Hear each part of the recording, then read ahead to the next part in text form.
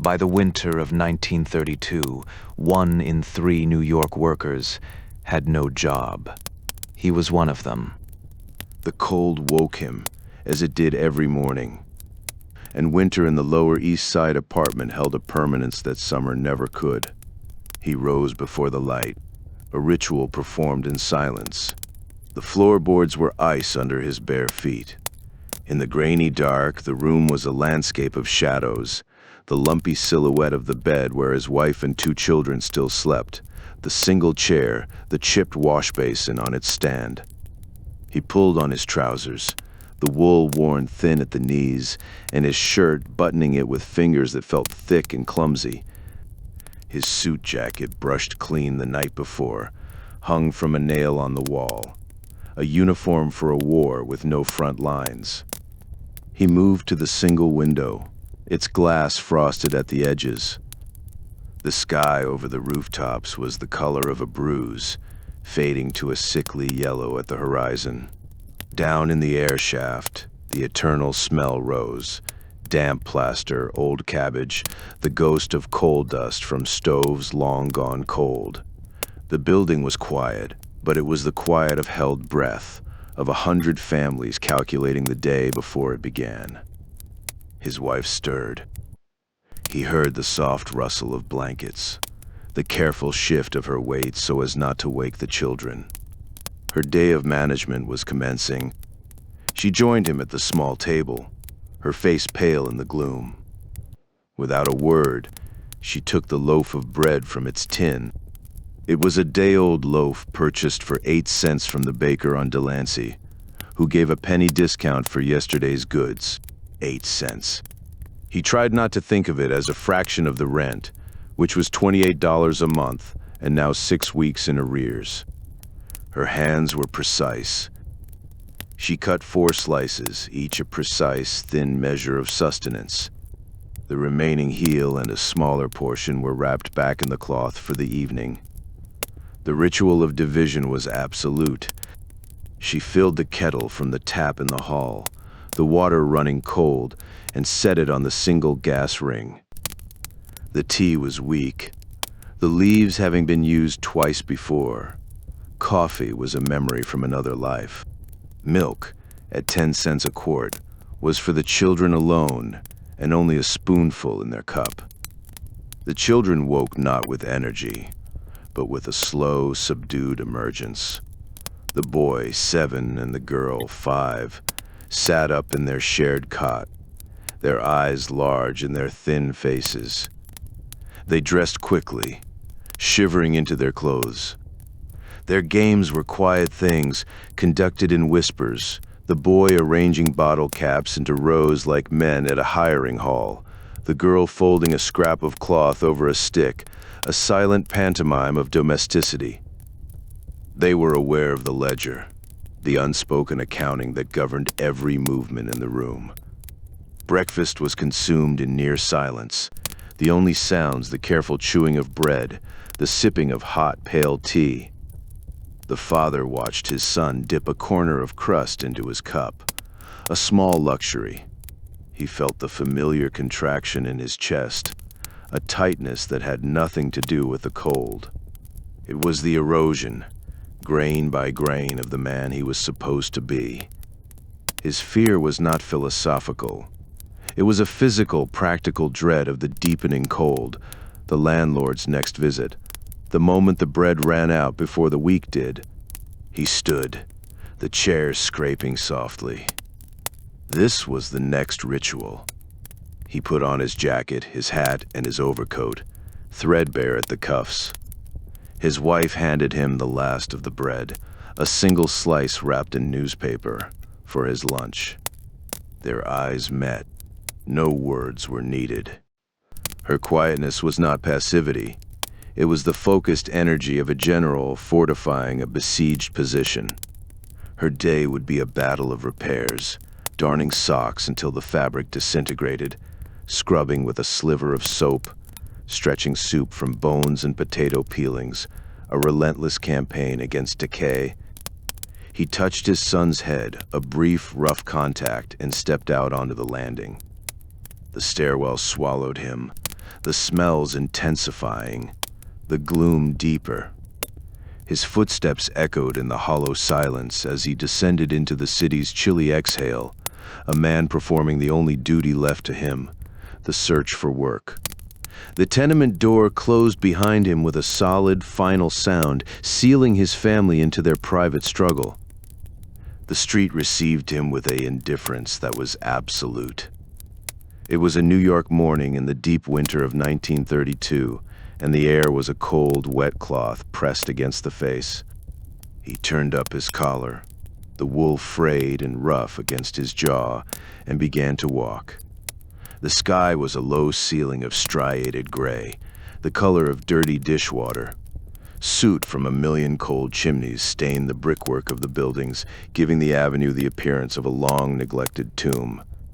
His breath plumed before him, a transient ghost that vanished almost as soon as it was born, contributing to the general exhalation of the city, a visible sigh of exhaustion.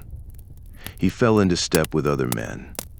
They emerged from doorways and side streets, a silent army in uniform, worn suit jackets, overcoats shiny at the elbows, hats pulled low. Their shoes, like his, were thin-soled, their heels worn down from miles of purposeless pavement. They were not heading nowhere, they were heading everywhere and nowhere at once. Some moved with a determined empty briskness towards the public library, seeking the twin charities of warmth and silent occupation. Others angled for park benches, where they would sit for hours, watching pigeons and the slow march of clouds, performing the appearance of leisure. Most simply walked, as he did, their direction of vague trajectory towards the industrial districts of Brooklyn or the docks, a pilgrimage to locked gates. The walk itself was the point, a ritual of motion that fought the stagnation of despair. The sensory experience of the city was one of muted decay. The sound was a low symphony of shuffling footsteps, the occasional cough, the distant hollow clang of a trolley bell. The dominant smell was of wet wool, stale tobacco, and, underneath it all, the faint, acrid tang of garbage that the city could no longer afford to collect regularly. He passed shuttered storefronts, their windows boarded over or papered with yellowing newsprint. Placards were nailed to doors and lintels, their bold black letters announcing the final verdict: foreclosure, action, space for rent. A butcher shop window, once gleaming with white tile, was now a dark cave, a single sign dangling from a string behind the glass, closed until further notice. This quiet desperation was punctuated cruelly by islands of normalcy. A delivery truck rumbled past, its driver whistling a tuneless song. A well-dressed man in a thick wool overcoat hurried down the steps of a bank, a leather briefcase in hand, his face a mask of preoccupied importance. In a diner, steamy windows glowed yellow, and through a sliver of cleared glass he could see a counterman flipping pancakes on a griddle for a handful of customers. The smell of coffee and frying grease was a physical assault, a reminder of a world that still operated on currency he no longer possessed. He looked away, his stomach tightening around the single slice of bread in his pocket. His own path took him west, towards the river and the bridges. The threadbare fabric of his coat collar chafed his neck with every step. He felt the cold through the soles of his shoes, each piece of grit on the sidewalk a distinct pressure. His hands, buried in his pockets, clenched and unclenched around nothing. This was the performance of his role. Each block was a line in a script he had not written. Each glance towards a factory gate, each assessment of a loading dock, was an act of hope, so mechanical it was stripped of all emotion. The practical fears marched in time with his footsteps: the rent, a looming abstract monster; the price of coal, if they could ever afford a sack again; the children's shoes, which were becoming too small.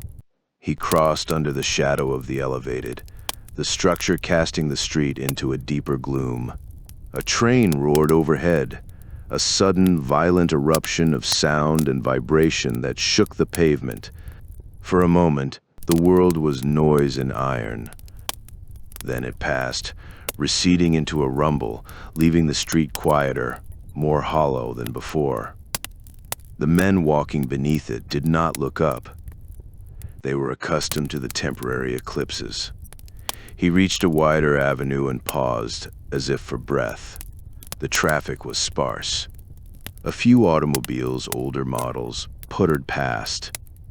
A horse-drawn wagon, its driver huddled in a blanket, moved with a slow, archaic dignity. He looked down the canyon of buildings toward the distant spires of a city that seemed to belong to another planet. Here, at street level, the world had been reduced to its elemental forces: cold, hunger, and the relentless, grinding search for the means to postpone them. He adjusted his hat, felt the newspaper-wrapped bread in his pocket, and continued his walk.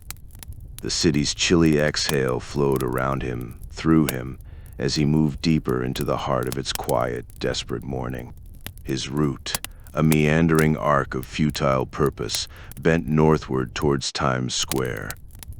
The character of the streets changed gradually. The shuttered storefronts and silent workshops gave way to larger buildings, their marquees dark, their advertised spectacles a memory of gaiety no one could afford. The famous glow of the Great White Way was extinguished by day, revealing a landscape of faded grandeur and stark need. He saw the line before he fully comprehended it. It began as a thickening of the crowd on the sidewalk, a clot of dark wool and bowed heads that resolved, as he drew nearer, into a queue of monumental length. It stretched down West 44th Street, turned a corner, and vanished from sight, a serpent of human patience coiled around the block. This was one of the municipal bread lines, a daily institution. He stopped at a distance, an observer on the far shore of a silent river. The line was predominantly men, but not exclusively. He saw women here and there, their coats buttoned tight, hats pulled low, standing with the same still resignation. They did not speak.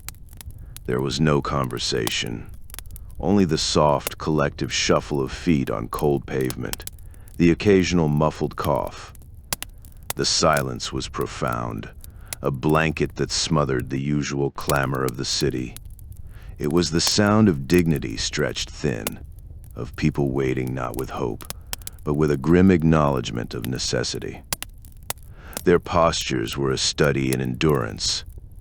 Some stood rigid, hands in pockets, staring at the back of the neck before them, as if it were a focal point for all their concentration.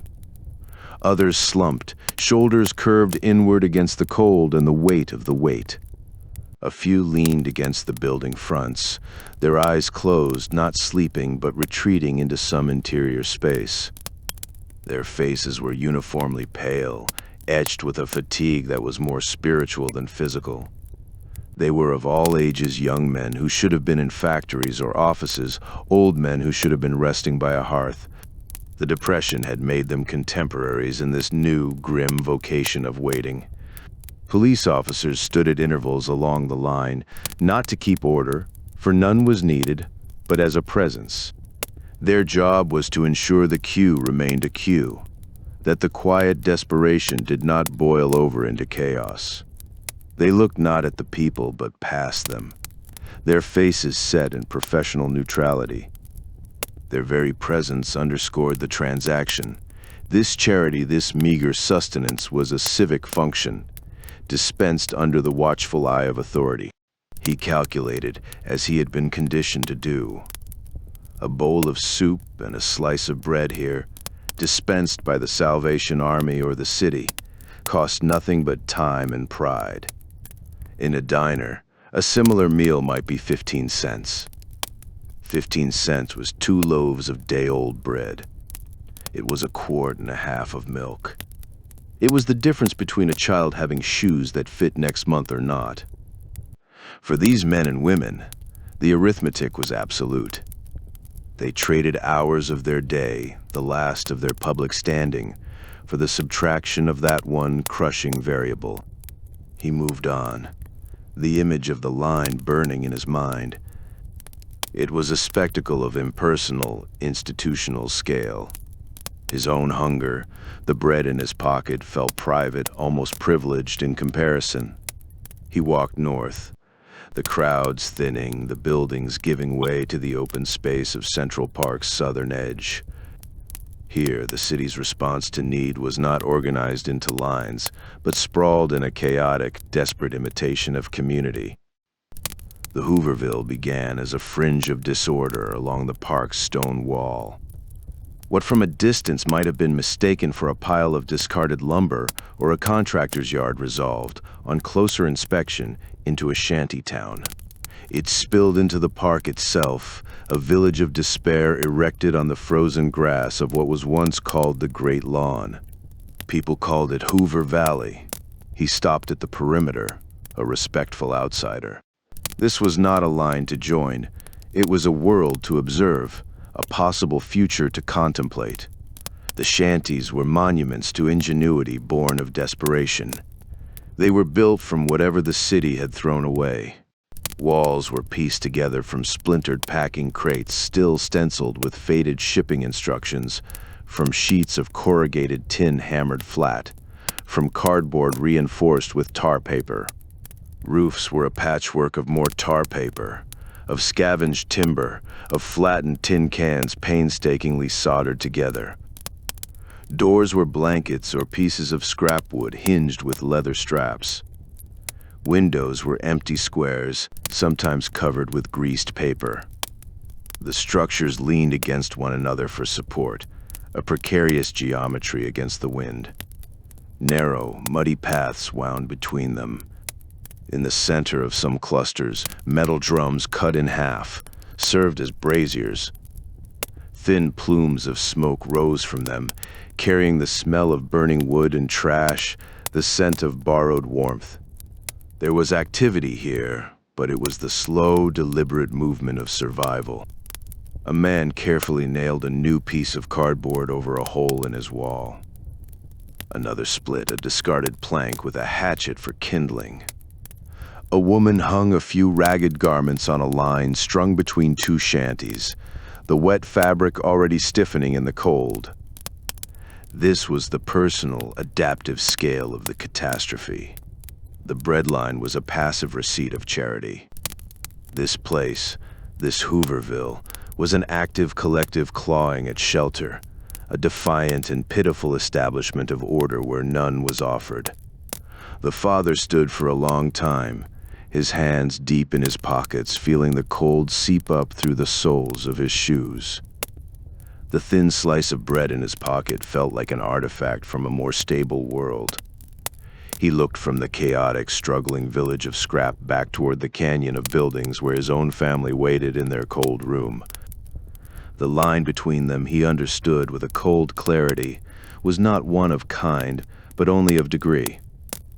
It was as thin as the wall of his tenement, as fragile as the next missed rent payment, as vulnerable as a single piece of bread. The communal life of Hoover Valley unfolded with a desolate rhythm. Men huddled around the cut-down metal drums that served as fires, their hands extended toward the meager heat, their faces hollowed by the flickering light. They did not speak much, but their silence was different from the breadlines. It was the quiet of shared circumstance, of men stripped of everything but the immediate present. They passed a cigarette butt, each taking a single careful drag before passing it on. The smoke mixed with the steam of their breath, and the smoke from the drums which burned whatever could be scavenged. Broken furniture, fallen branches, scraps of tar paper that gave off a bitter, chemical smell. Laundry hung from lines strung between shanties and leafless park trees, patched shirts, grayed union suits, faded dresses. The garments froze stiff in the air, flags of a nation of the dispossessed. They would be brought inside to thaw by the drums before being worn again, a cycle of damp and temporary dryness.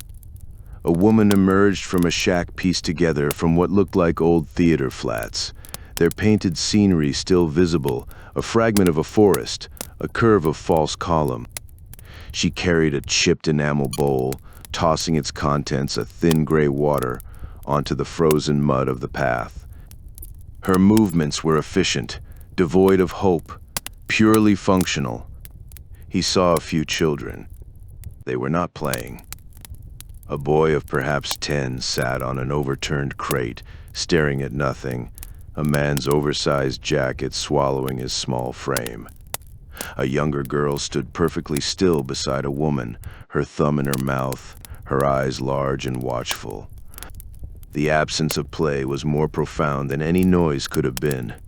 Their games had been stolen, replaced by a solemn awareness. They were old in their stillness. The sight of them sent a cold spike through the father's chest, sharper than the wind. He thought of his own children in the apartment, their quiet games of imitation. The line was thin indeed. His internal reflection was not a flood of emotion, but a cold, practical assessment. The tenement room, with its peeling wallpaper and dripping tap in the hall, was a fortress compared to this. But its defenses were illusory. The rent was $28. His last work, a 3-day stint unloading crates at the Bush terminal in November, had paid $9. The math was a slow, tightening vice. Relief efforts, he knew from the newspapers and the grim gossip of the street, were a patchwork of private charity and overwhelmed city agencies. The Home Relief Bureau was swamped with applications. The unemployment rate in the city was past 25%, a dry statistic that meant 1 in 4 men he saw was in the same boat, paddling against a tide with no shore in sight. The failure was systemic, a machine that had broken down and now cannibalized its own parts. He was a spare part. The men around the fires were not a different species. They were machinists, carpenters, clerks. They had performed the same rituals he did, rising in the dark, brushing a suit, walking the streets. The difference was a matter of months. A missed rent payment, a season of illness, a final exhausted surrender of the room for the park. The shantytown was not the opposite of his life. It was its logical conclusion. The thought was not melodramatic. It was a simple observation, as factual as the cold. His tenement wall was just another form of cardboard and scrap wood, only slightly more permanent. He turned away from the scene, the movement physical and decisive. To continue watching felt like a morbid temptation, a staring into a mirror that showed a future self. The performance of his role demanded action, however futile. The search for work was the script, and he would follow it to the end of the day, every day. It was the only thread connecting him to the man he had been. He walked south, leaving the park and its makeshift town behind. The image of the frozen laundry and the silent children receded, but the knowledge they imparted did not. It settled inside him, a new weight added to the familiar ones.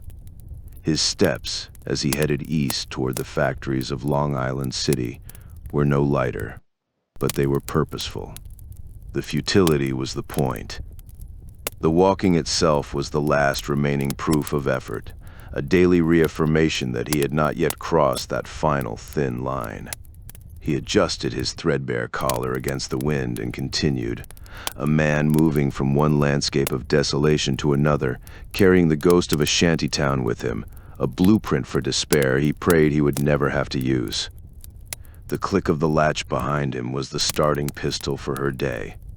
In the cold, gray light, now filtering through the frosted window, the mother stood for a moment in the center of the room, surveying her domain. It was a shabby genteel fortress, and she was its commander, quartermaster, and sole defender. The silence was not empty. It was charged with the work of preservation. Her first task was an inventory conducted without paper or pen. Her eyes moved over the shelves, the small sack of flour half full, the tin of loose tea, the jar holding perhaps a cup of sugar, the packet of salt. The loaf of bread, now missing 4 slices, was returned to its tin. The arithmetic was constant, a running tally in her mind. $28 for the rent, 6 weeks owed. The landlord, Mr. Rossetti, would come again on Friday. The calculation was not of if they could pay, but of how long his patience, a thin and brittle substance, might last. She moved to the bed, stripping the thin blankets and the sheets. The sheets were worn to a threadbare softness in the center, patched at the edges with squares of flour sacking. She gathered them, along with the children's clothes from the previous day and her husband's spare shirt, into a basket. The soap was a thin, amber bar of Fels naphtha, its edges worn concave from use. It was not for washing bodies, that was a luxury for Saturdays. This was for laundry, and she would use less than a quarter of it today. She filled the chipped enamel basin with cold water from the hall tap, working the soap between her hands until a scant, greasy lather formed. The washing was a vigorous, methodical ritual, rubbing fabric against itself, kneading the gray water through the fibers, wringing each piece until her knuckles ached. The water darkened quickly. There was no second rinse. Dignity was measured in cleanliness, but soap cost money.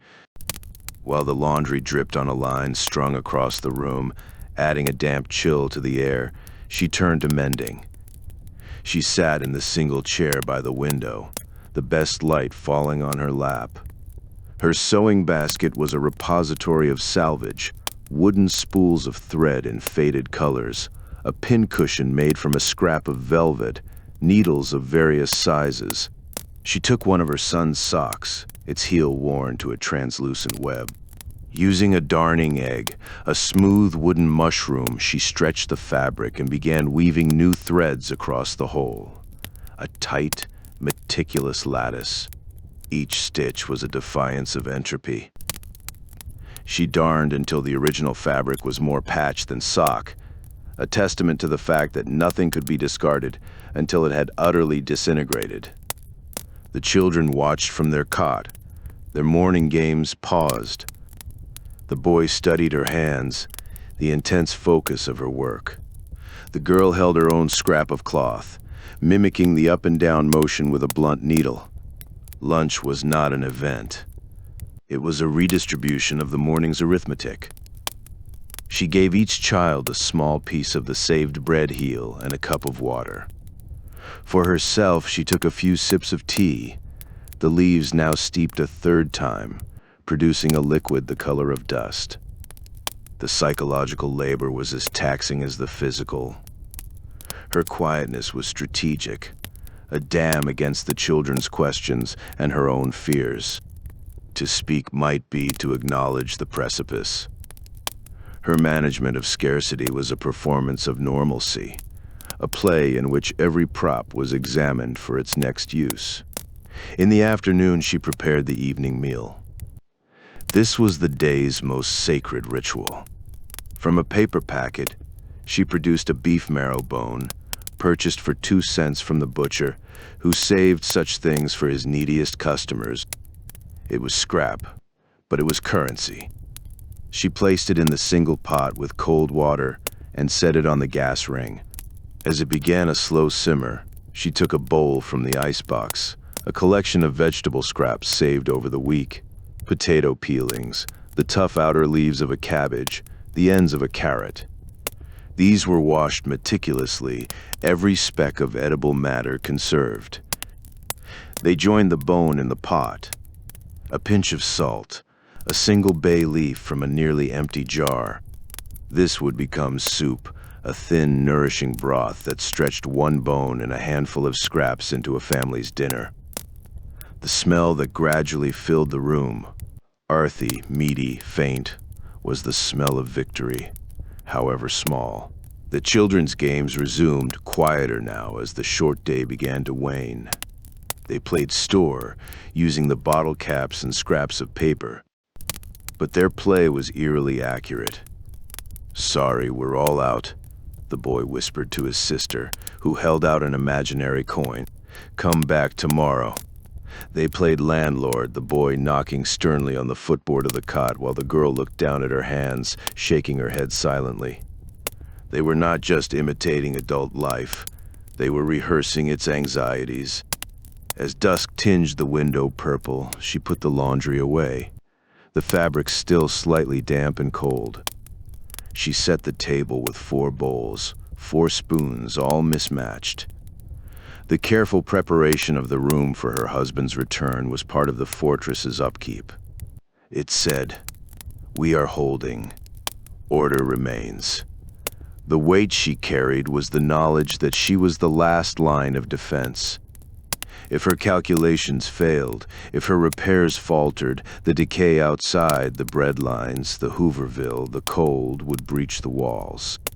Her battle was fought with soap, thread, and potato peels, a silent, exhausting campaign to maintain the fragile distinction between shabby genteel and outright destitution. The $28 rent was the moat. Her will was the gate. And as the room darkened, she listened for his step on the stair, hoping, as she did every day, that he would bring not just his weary self, but some small token that the moat could still be crossed. The bridges to Brooklyn were arteries clogged with the same weary traffic. He crossed the Williamsburg, the wind funneling down the East River with a knife's edge, cutting through his thin overcoat. The rhythmic clatter of his soles on the pedestrian walkway was a metronome for his thoughts, which had narrowed to a single repetitive track, gate, foreman, sign, shake of the head. The performance required a stage, and the industrial districts of Brooklyn and Queens were its deserted theaters. He came down into the streets of Williamsburg first.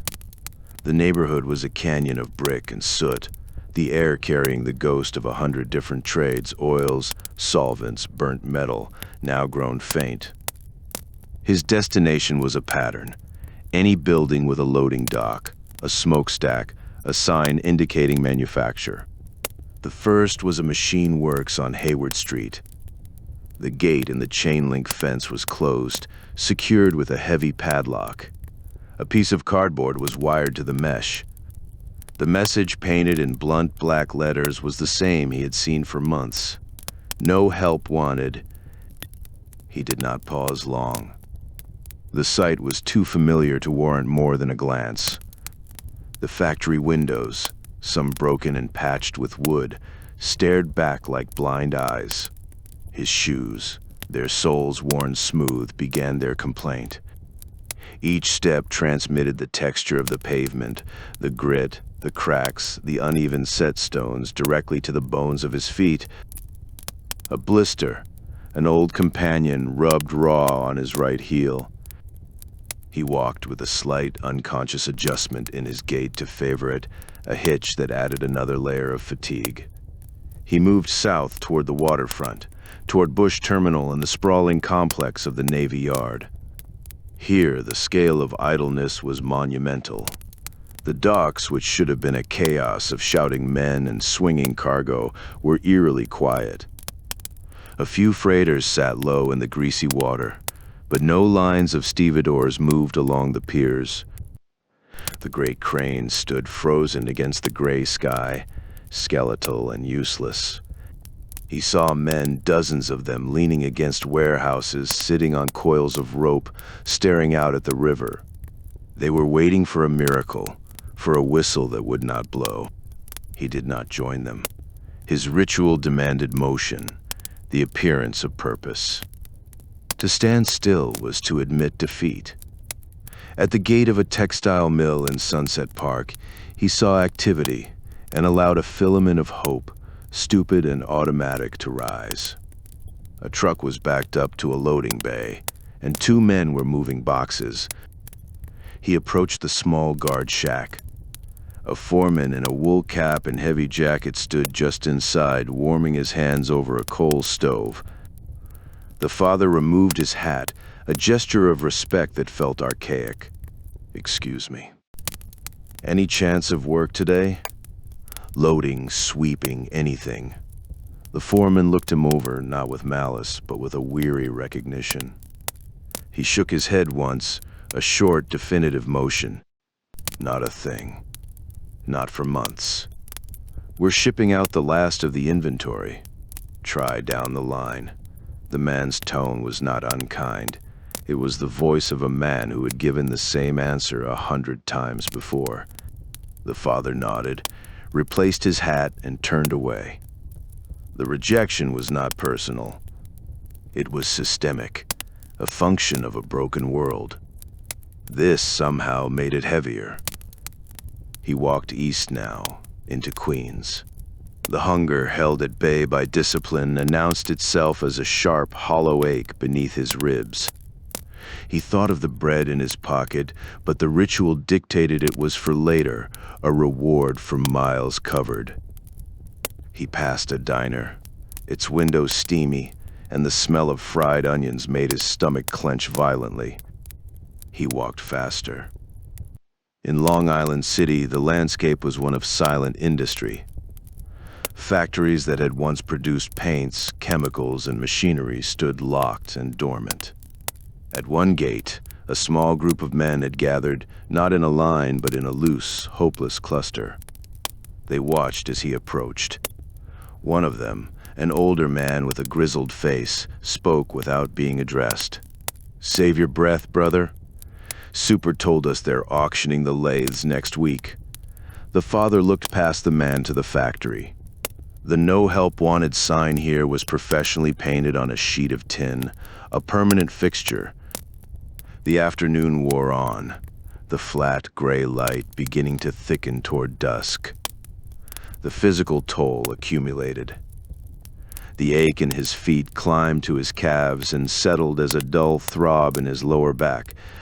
The cold, which he had fought off with movement, began to win, seeping through his layers to the skin. His fingers curled in his pockets, were stiff and numb. He observed other industries in their decline.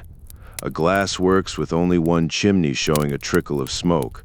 A lumber yard with great stacks of untreated wood, slowly rotting under tarps. A rail siding where boxcars sat on a rusting spur, their doors sealed. He stopped finally, leaning against a brick wall to rest for a moment. He took the slice of bread from his pocket, unwrapped the newspaper, and ate it in 3 small, deliberate bites, chewing each one until it was a paste, trying to make the act last. It did little to fill the void, but it was a ceremony of sustenance, a nod to the body's need. The fatigue was more than physical. It was a weight on his will, making each subsequent decision to lift a foot and place it down feel like a monumental effort. The quest had become a circular march, a walk from one locked gate to another, through a city that had no use for him. The hunger and the fatigue were not just sensations, they were the landscape itself, and he was a man slowly dissolving into it. He pushed himself off the wall. There were more gates to check before the light failed, more foremen to ask. The ritual was not complete. The journey back toward Manhattan was a retreat, a long, slow surrender. The filament of hope that had compelled his steps since dawn was fully extinguished, a small, cold thing snuffed out by the wind off the river. He walked now not toward possibility, but away from its repeated negation. The city's geography, which had been a map of potential, reverted to a simple, grim measurement of distance between failure and home. His route took him north along the Queens side of the river. The industrial detritus gave way to residential blocks, but these too bore the marks of the times, curtains drawn tight in daytime, for rent signs in windows, stoops empty of life. His body moved with a mechanical rhythm, the pain in his feet and back a constant low-grade hum. He was a machine running on the last of its fuel, performing the one function left to it, locomotion. He crossed back into Manhattan via the Queensboro Bridge as the afternoon light began to fail, the sky bleaching to a pale, watery yellow in the west. At the foot of the bridge on 59th Street stood a branch of the public library, a solid stone building that represented a different kind of sanctuary. He saw men ascending its broad steps, not with the hurried purpose of scholars, but with the slow, grateful tread of those seeking shelter. The library was a vital, free fortress against the cold and the empty hours. Inside, there would be warmth from the radiators, light from the green-shaded lamps, the quiet company of other men preserving the last shreds of their dignity through the pretense of reading newspapers they could not afford to buy. He paused on the sidewalk, looking up at the doors. A part of him ached for that warmth, for the simple physical relief of it. But a stronger, more corrosive instinct held him back. To go in now at this hour, with the dust of a dozen factory yards on his shoes and the finality of the day's failure upon him, felt like an admission. It would be to join the ranks of the permanently waiting, to trade the ritual of the search for the ritual of the vigil. His shame, a quiet, persistent companion, crystallized into a physical barrier. He was too weary for the library. Its charity was one he could not yet accept. He lowered his head and walked on, passing the Haven by. A few blocks south, a small crowd had gathered on a corner. The energy here was different, agitated, focused. A man stood on an upturned wooden crate, his voice cutting through the damp air. He was a radical speaker, perhaps from the Communist Party or the Socialists, his suit as threadbare as any in the crowd, but worn with a different kind of authority. He spoke of exploitation, of the broken system, of the need for solidarity and action. His words were sharp, angry pins trying to pop the balloon of quiet despair. They got warehouses full of food rotting while your kids go hungry. They got empty factories while you beg for work. How long will you take it? Some men in the crowd nodded, their faces tight with a new emotion, grievance, given voice. Others listened with skeptical, exhausted eyes. The father slowed, taking in the scene. The speaker's anger was afire, and for a second he felt its distant heat. It promised a narrative, a reason for the pain, an enemy to blame instead of the faceless, grinding machinery of fate. But the heat could not penetrate the cold fatigue that had settled in his core. Anger required energy, a belief that change was possible. His was spent. The man on the crate was fighting the collapse. He himself was too busy holding up the walls of his own crumbling life. He moved on, the speaker's voice fading behind him, just another sound of the city. His internal monologue was not a stream of eloquent despair, but a series of blunt, practical fears worn smooth by repetition. The erosion of his self-worth was measured in tangible units. It was the look in his son's eyes when he asked, for the third time, if tomorrow was a work day. It was the way his wife's hands lingered over the empty flour sack. It was the landlord's sigh, heavier each week. He was not a philosopher. He was a provider who could not provide. The coming winter was not a metaphor. It was a specific, brutal threat. The cold in their apartment now was a nuisance. The cold of January without coal would be a siege weapon. Could they stuff more newspaper in the cracks? Would the single quilt be enough? His mind sketched the grim arithmetic of thermal survival, the average duration of unemployment. He knew from the grim fellowship of the street was not weeks, but years. Men spoke of 1929 as if it were yesterday, their skills atrophying, their connections dissolving. He was becoming one of them, a man defined by absence, by the job he did not have. Each day of futile walking was a grain of sand wearing away the inscription of his former self, machinist, husband, father. What remained was a hollowed-out figure performing the motions. Dusk settled in earnest, staining the streets purple and blue. The electric signs began to flicker on. their cheery, wasteful glow highlighting the shabbiness of the street-level world. His walk became the final long trudge home. He crossed into the Lower East Side, the familiar canyon of tenements closing around him. The silence he carried was not peaceful, it was heavy, a sack of nothing that weighed more than any load he had ever lifted at the docks. It was the silence of options exhausted, of gates closed, of a day spent proving a negative. He turned onto his own street. The stoops were shadowed, the windows glowing with the low-wattage bulbs of the poor. His building loomed, just another tooth in the decaying jaw of the block. His feet, aching and numb, carried him up the front steps. He did not think of the tomorrow that would be identical to today. He thought only of the next few moments, the climb up the stairs, the door, the faces inside. He carried his failure back across the threshold, a silent offering to the fortress he had left at dawn, hoping its walls, maintained by soap and thread and will, were still strong enough to hold. The door opened to a room held in a fragile equilibrium of warmth and light. The single electric bulb in the ceiling fixture was a low-wattage globe, its weak yellow glow doing little more than pushing the shadows into the corners. It was a shared bulb, meant to illuminate the kitchen alcove as well, but the curtain separating the spaces was drawn back tonight, allowing its meager charity to spread as far as possible. The air was close, carrying the earthy scent of simmered bones and vegetables, the smell of his wife's daily victory. He entered, the cold clinging to his coat like a second skin. The ritual of return was as precise as that of departure.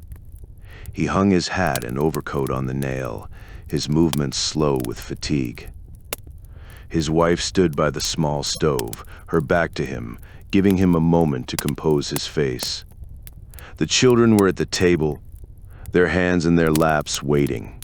They did not rush to him. Their greeting was in their eyes, which flicked to his empty hands, then back to his face, reading the story there in an instant.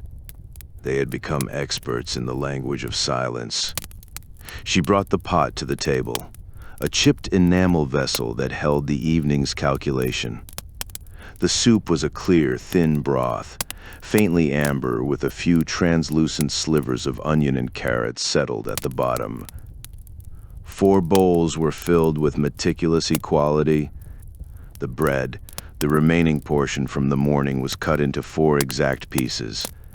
Dinner was not a meal. It was a distribution of resources, a silent communion of shared scarcity. They ate without speaking. The only sounds were the careful clink of spoons against bowls, the soft tearing of bread. The father ate slowly, each spoonful a conscious act of gratitude and shame. The broth was hot, and it spread a temporary warmth through his chest. It was enough to quiet the ache in his stomach, but not to fill the hollow it represented. He watched his children. His son broke his piece of bread into tiny pieces, dropping them into his soup to swell and soften, making the bowl seem fuller. His daughter held her spoon in both small hands, blowing on each mouthful before tasting it, a solemn ritual of her own. Their quietness was not peace. It was the stillness of creatures conserving energy, aware of the tension that thrummed beneath the surface of the room like a low electrical current. As the last of the broth was consumed, the day's light finally died outside the window. The electric bulb seemed to grow weaker, as if strained by the deepening dark. Its filament glowed a sullen orange, casting long, trembling shadows that stretched up the walls and across the ceiling, distorting the room into a cavernous space. His wife rose and lit a single candle stub on the mantelpiece, a backup against the bulb's eventual failure. The candle flame was a tiny, defiant sun, its light even weaker but more alive, dancing and throwing the shadows into a slow, swaying motion. "Time for bed," she said, her voice soft but firm. It was early, but bedtime was a strategy of conservation. The children would generate warmth under the blankets. and the candle could be extinguished, saving it for another night. The children did not protest. They went through their own small rituals, washing faces with a splash of cold water from the basin, using the toilet down the hall, climbing into their shared cot. She tucked the thin blankets around them, kissing each forehead. The boy looked up at his father. "Did you find a job, Papa?" he whispered. The question hung in the air, a tiny, sharp hook. "Not today," the father said, the words ash in his mouth. "Tomorrow I'll look again." The boy nodded, accepting the familiar script. He turned on his side, facing the wall. The performance of hope had to be maintained, even for an audience of one. With the children settled, the room seemed to expand, the silence deepening. The parents remained at the table, two islands in the dimness. She did not ask about his day. His face, the set of his shoulders, the dust on his shoes told the entire story. To ask would be to rub salt in a wound they both monitored constantly. Instead, she began to clear the bowls, wiping each one clean with a scrap of bread before washing it in the cold, soapless water in the basin. Every calorie, every crumb was accounted for. He sat motionless, the weight of the day and the indistinguishable tomorrow pressing down on him like a physical force. His fears were not grand or existential. They were a list of practical horrors.